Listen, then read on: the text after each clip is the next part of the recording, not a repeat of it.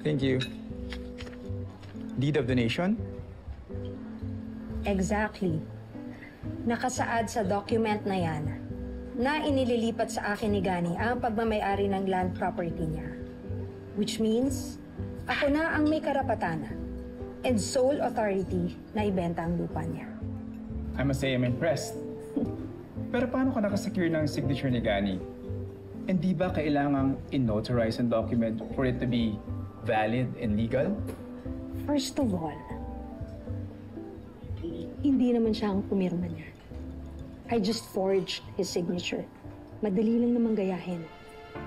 Pangalawa, let's just say na I have an old friend na kayang gawing valid and legal ang papeles na yan. So wala na tayong poproblemahin.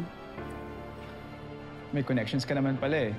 E di sana noon mo pa pineke ang pirma ni Gani nang hindi na tayo naghintay ng ganito katagal. Ano ka ba naman?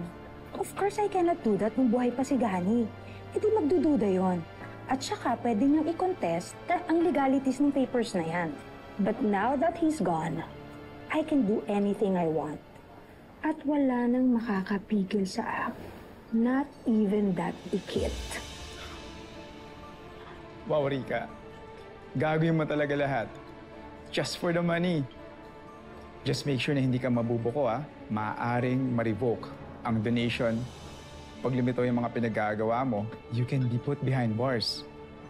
Baka ako, madami pa dyan, ha? Trust me, Mr. Enriquez. Na-file na sa Registry of Deeds ang document na yan. So, lusot na tayo. Full proof ang scheme ko.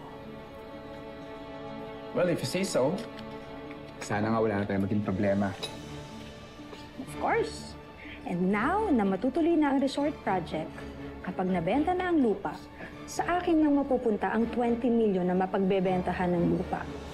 May isang 5 bilyon, walang makukuha ang ikit na yan.